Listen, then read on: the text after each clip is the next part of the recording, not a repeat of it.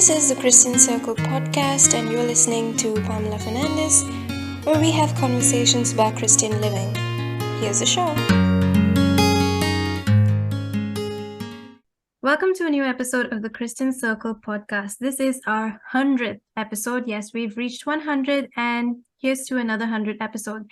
To celebrate our 100th episode, we have two very special guests, the authors of the book Man Your Post, Learning to Lead Like St. Joseph. So we have Carrie Daunt and Duane Daunt, who's here to explain to us about their book and about St. Joseph and about manning your post, being a model masculine man. So welcome to our podcast, and tell us a little bit about yourself and your ministry. Hey, good evening, Pam. Great to be here. We appreciate it and excited to be on your 100th episode. My name is Duane and my wife is Carrie, and we have been married for almost 24 years now. Amazingly, it's gone by super fast. We have 9 wonderful children. Actually just welcomed number 9 back in May. So it's been fairly busy over here, but a lot of fun, a lot of joy, with a wide variation in age groups from 22 down to newborn. So always a lot of fun over here in the Daunt household. So really excited about that. Overall, just kind of where and Carrie would probably jump in the book a little bit, but kind of where it came from was just our real calling and desire and passion for families, and just and where men sit within relation to that, and just the bigger picture of the church, and then also with society as a whole, and kind of what drove that vision of the book coming out. But it was a long time coming, and Carrie will touch on that a little bit. Yeah. We're very grateful to be with you tonight, Pamela, and excited about your 100th episode. What an accomplishment. The book really was born out of both of our hearts almost 15 years ago. It was one of those things that it was only the Lord and his timing. But Duane was mowing the yard one day, and he came in and just said, I think I know where we are as a society, that we men, and he even was speaking, including himself, but just this, we need to man our post. Like, there's just this vacancy here. We need to step up and to be the masculine leaders that we're called to. We've been just not, and you can probably speak to this part, just not really walking into the places where we're being called, and this vacuum has created a lot of what we were seeing. And during this time, it was the big election year, and there was this whole back and forth about this war on women. And he said, we're allowing the women to be vulnerable to be even engaged in this war, in this sense, because of the way that we've abandoned our post. And I told him at that point, I kind of laughed and said, sounds like you have a book to write. And he was like, oh gosh, that's a lot of pressure. So actually it's something that we've talked about for a long time, and COVID just provided this perfect opportunity to be able, with our busy family and everything else, just to be able to revisit it. And so the book is structured in that it is the litany of St. Joseph. So these beautiful virtues of St. Joseph, this time-honored tradition of the church to pray this litany, is kind of the spine of the book. And each of the different virtues are written by a different man, just to kind of give this perspective of this virtue. And it happened to be because it was COVID that and everything had kind of shut down, that not only did we have time to work on this project, but there were a lot of other Catholic leaders in the church that were willing to give their time and to offer their perspective on these different virtues, like St. Joseph, most just, St. Joseph, most courageous, most patient, most chaste, and most chaste, right? And so in that, we have this beautiful collection of voices just sharing about men's personal struggles with virtue, and how to walk into that, and to live more deeply in their calling as men. And it's written from lots of different voices, so that each, different perspectives are heard and shared. Yeah, I think one of the big thing is for men to know that there's other men that are out there that are really great Catholic holy men, but they struggle in certain areas, and how to do that. And then each of the stories provides kind of an action plan. As men, we love checklists and to-do lists and getting things knocked out. Like, how do I do that? And then give me the steps. So there's direction and questions that help men with that. So we wanted to be, very inspired from that standpoint, but also something they could aspire to and not feel like it's out of reach. But yeah, just a tremendous collection of men that spent their time and contributed to the book. So yeah, we're really excited about it.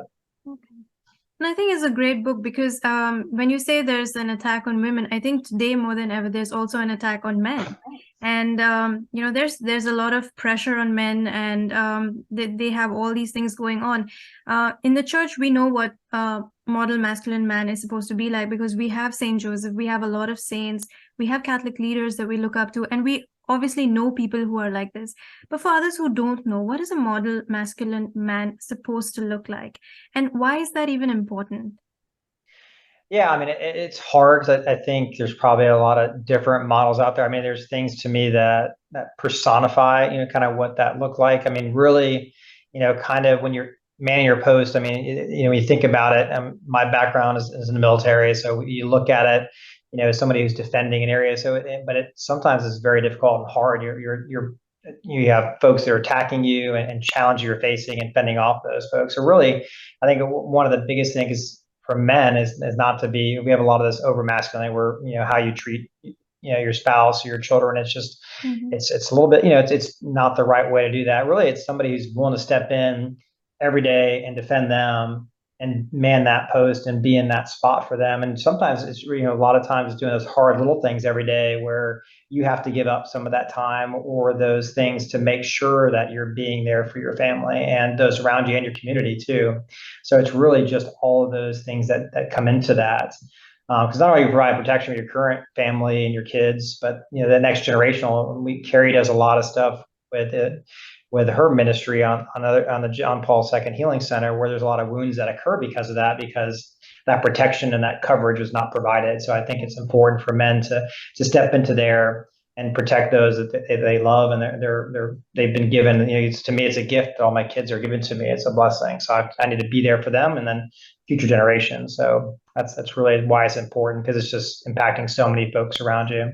Yeah, and the healing center, in the healing kind of circles, Pamela, we often talk about that which is not transformed is transmitted. Yeah. And just that beautiful commitment to being the parent or the spouse or the brother in Christ that we're called to be in those places.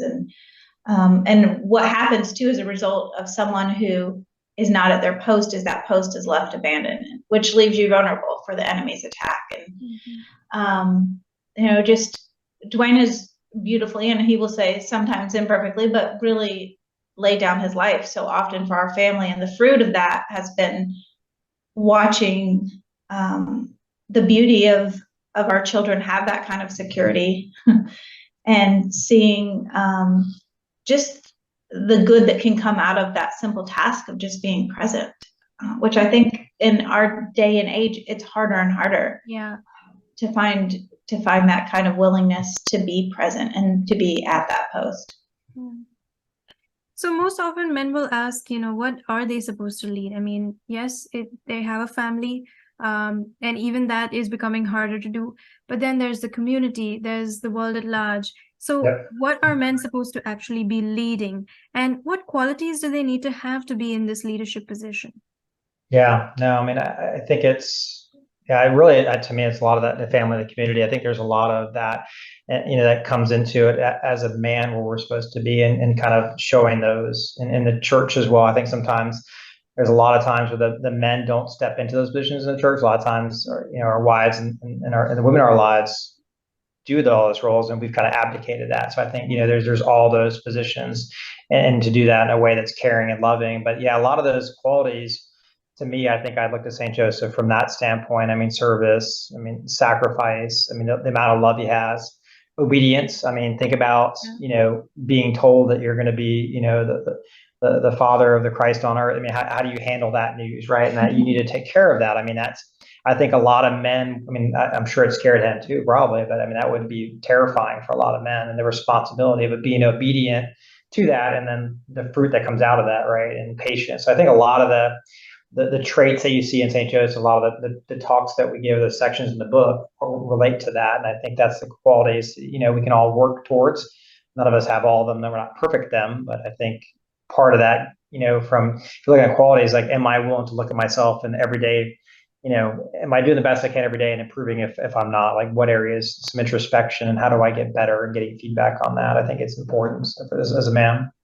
Yeah, and I think like the prayer and sacraments and leading with that virtue of humility too. Like I don't have all the answers, I think not a chance. Yeah. And I think Ephesians 5 lays a beautiful groundwork of that, of just husbands laying down your wives, and then the wives part, our role in that place is also like respecting our husbands, believing in them, knowing that they have what it takes, and affirming them in their places of standing in that place. So what happens when the man does not lead? What are the things, like if a man is listening to this, what can happen when they step back and say, okay, let somebody else do it? And it happens a lot of times in church. You don't have the men filling up the positions. You have like the women doing the altar serving, the lecturing, the cantering, everything. So what happens when men don't really lead? Yeah, I think that was, kind of the realization my epiphany, I guess, when I was mowing the grass for my 5 minutes of quiet time is, to me, a lot of the stuff you're seeing in society and culturally now are because of that vacuum that's created when men aren't in there, when you either have, single families where single mothers that are leading the family and trying to mentor men. The moms are fantastic, but there is a piece where you learn by observing and seeing it. So, she does a great job, but she's not providing that masculine component. So to me, without that presence that we're seeing in society, and I think we're seeing a lot of things come out of that, a lot of the negative impacts in our culture and society when men are not present, and that's what we talk about. You're not manning that post, you're not there, you've abdicated or it's vacant. It allows a lot of that stuff to come into play, especially in the household. So you're impacting the current generation and the generations to come, and it's the amount of either divorces, single families, and just how that's impacted, society right now. Is I think it directly stems from men not being in those positions and taking that responsibility. And to me, I've looked to St. Joseph for a long time. I went to a retreat back in college, so a long, long time ago, it feels like, and just was adoration there, and just the presence, and just thinking about how he is, how amazing he was. Really, if you go through the Bible, there's not a single recorded word that St. Joseph spoke, right? Yeah. But just everything he impacted, what he did, just generationally by him stepping in, leading. Just a tremendous man from that standpoint. So I think he's someone who would just leads. He would lay down his life for his family if he had to. And really, I can just picture him, and Jesus in his workshop, just how many lessons, Jesus is getting from life, just watching St. Joseph as a carpenter, right? How cool that would be to pass that stuff on. So again, to me, I think it's such a foundational item that the men aren't there in providing that leadership and guidance. It's just impacting all those foundational items right now as a society and culture. I definitely think too, just as you're speaking from a wider perspective beyond the family, I think it's always important to have both the masculine and the feminine. We're created with this beautiful complementarity, and having both examples of that is a gift to the church. And I love that, women have in recent years done more lecturing and having that perspective of the feminine. But I also can see just how profoundly important it is to have men outside of just the fathers in the church, but doing other leadership positions, because there is a vacancy there. We need the masculine perspective on the different committees and the different roles of the church, and growing and offering. I think there's something really important of seeing other men stepping into those positions. It's an invitation for other men to say, how can I get involved? What can I do? Yeah, we spend a lot of time and effort and a lot of other things, and it's kind of taking a back seat from that standpoint, and some of the roles in the church and stuff. So I think it's very important. Probably also contributes to some of the shortages we have in the vocations as well, because they're not seeing those examples and prioritizing it. So I think Carrie's right on the nose. I mean, from that standpoint, it's a team effort. I mean, she does so many different things that are so much better than I am, but I think it does take, both pieces there to run that. And I think it's important from that standpoint because we both contribute things to it. But I think, yeah, to me, a lot of issues, if we look at those core functions and those core things in society and culturally, I think a lot of that stuff goes away when we have that masculine presence that's there in the household in a good way. My next question is, I guess, you're raising sons as well, so you would know this better than anybody else. How do you help a man? I mean, how can a man actually find out what his mission is? So, okay, he has a post in his family and he's thinking, okay, what is my role here? What is my vocation here? So how can a man actually find out his mission? Yeah, no, we've been fortunate. We have 6 boys now, so we have 6 to 3 ratio, so quite a bit, and they're all different, so unique, and different talents and different gifts. So it's fun to watch all the differences, even with the same genetic pool and the same household. But yeah, I think it's I think from my standpoint, I help the boys with that. We constantly do that. We also have a great network. My father-in-law is tremendous with kind of drawing out that aspect of what their calling is and what they're meant to be. I have a super great support structure. I have a brother-in-law who's also really involved in stuff and helps with that, and just an extended family that does that too. I think it's all important. They're surrounded by really great godly men. I think it's important to see that. But between that and just also, I think it's looking at other aspects of the sacraments. To me, I mean, I love adoration. When I get to go, it's a quiet time, uninterrupted time, just to sit there and be in the presence, and it gives me a lot of reflection opportunity and just seeing things and hearing things that I don't normally have the time to do. So I think those are all important for them. But yeah, I think we support that. We drive them into different areas and we look at things, but we're blessed to be in a community that they see it. We through the center and other things, we have a lot of priests that come through the house. We had a sister lived with us for 6 months. So just really exposing them to all those pieces of it. And then Carrie's done a great job with our homeschool co-op too, of just developing them in the faith. They see it, they live it, weekly, going to mass weekly and then daily mass as well. All those things help, I think, foster them and see that what that mission could be for them. So yeah, it's a lot of areas that help drive that. So I don't know if you have anything else. Yeah, and I think if listeners are wondering, okay, well, what can I do in this place? Maybe we didn't have the formation or the foundation, which Duane can. That there is this opportunity within community, within the church. We are the body of Christ, and there's so many different resources out there that I think are underutilized. Just ministries, yes, of the church, but Bible studies, men's groups, accountability. I mean, I think every man and every woman, honestly, would benefit from seeking out the elders. I love the story, the presentation, the fourth of the joyful mysteries of just seeing Anna and Simeon in the temple and just what they had to offer for Mary and Joseph, and just how sometimes we don't utilize the wisdom that's already gone before us, the people who, just seeing families in the pew, or maybe even at the grocery store or whatever, just not being afraid to put yourself out there and ask, like, how do you do this? Where did you get this wisdom? Where, what can you teach me?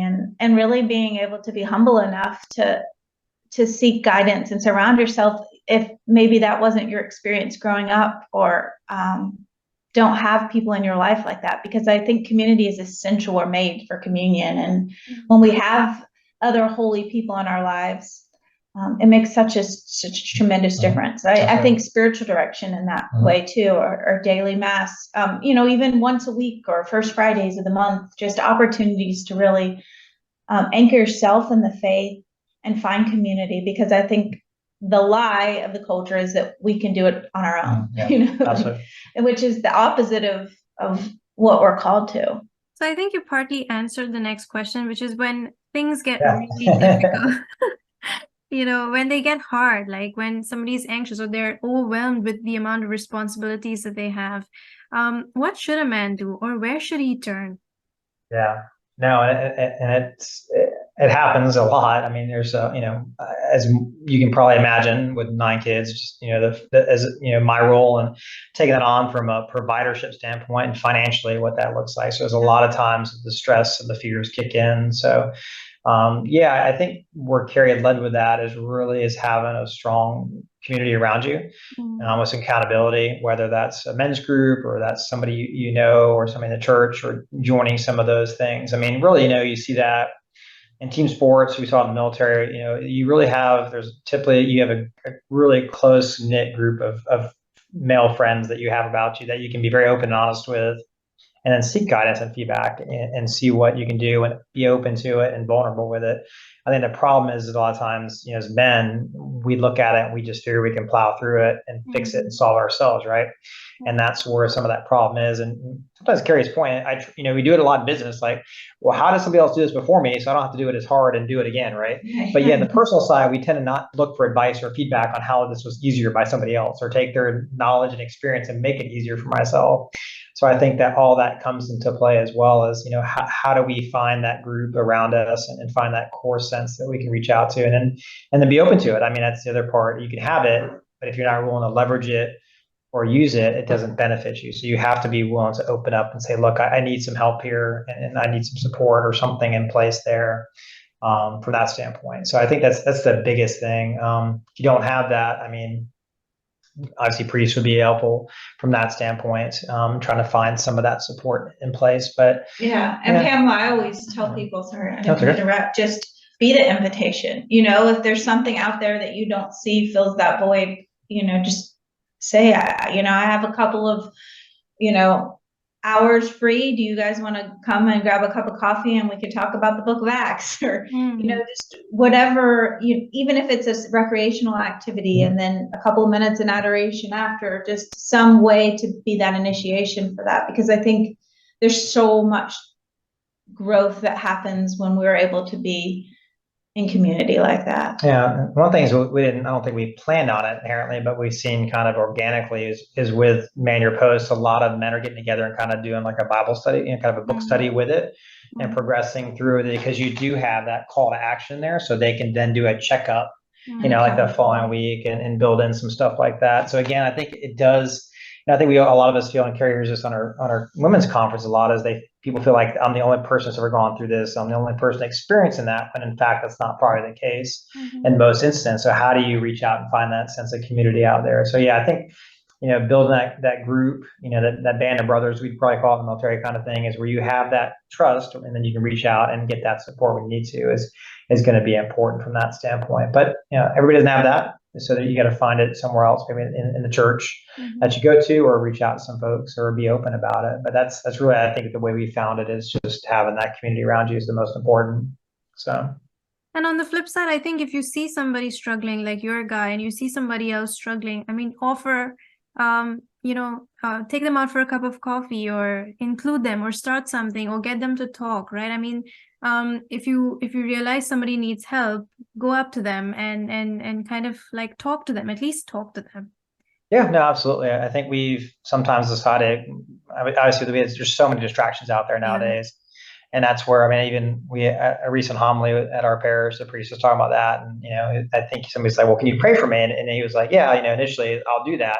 Whereas now it's, let's do that right now. Like, let's do some action, help that person, and don't be afraid of what that interaction may look like. Because you may do it 100 times, but the one time that somebody accepts it could be the most important. So you have to be willing, to put yourself out there. And from that standpoint, I think we've become a little bit, it's the same as on the block, right? I think back in the stories are always, everybody's kids were doing, if you did anything wrong, everybody's parents knew it. Where today we seem very sheltered and kind of removed from that. We're very independent. There's not a lot of that in place. We don't have that community anymore. So I think it's important that we can reach out, and you're comfortable doing that and helping, or seeing somebody's in need and providing that support. So definitely. Okay. And if there's one quality that you say men should be starting off with, right? They just found out about St. Joseph, and they want one quality that they should start working on tonight. Like, what is the one thing that you would suggest that they should do, and that quality? Humility. That's a good one. Yeah, that's a tough one. Yeah. I think humility is a great one because it offers you up in a lot of different ways, like the ability to be obedient, the ability to listen. It's important. Yeah, it's that's a tough one. But yeah, I think that's a great quality to have, is just knowing that there's probably gaps in what you're doing. How do you get better at that? What do you look for it? But yeah, I've been blessed to be influenced and be around some really really strong men. And like before we got married, Carrie's dad prayed for a spouse, and we do that for our kids too. Or as a parent, we're praying for our kids and their spouses to make sure they find that a spouse that's great for them, that God's intended them for. So I think all those functions have been huge for me, and hopefully it impacts our children as well. And humility is the hardest one. So right at the beginning. Probably is. Yeah. So tell people where they can find your book, if they want to reach out to you, where they can reach you, where you are online.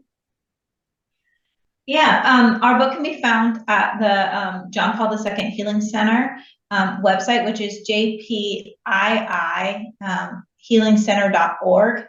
It also can be found in every other kind of Catholic retailer, including Amazon. But also we can be reached. Both of us have emails through the center. It's just our first initial of our name, our last name, Daunt, at JP Healing Center. .org. Yeah, so Carrie does a lot of the. We've been involved in ministry for a long time. Carrie does speaking engagements on women, marriage, and some other stuff. And then I've been doing a lot of the kind of back end operations and supporting the structure, and then in the center, and then also doing we've done some of the marriage conferences as well. So yeah, and then Carrie's got a couple other books out as well. So yeah, it's been a great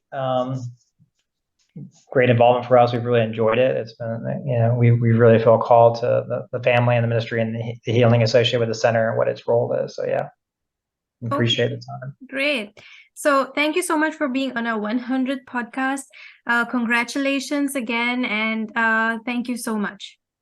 Absolutely. Thank you.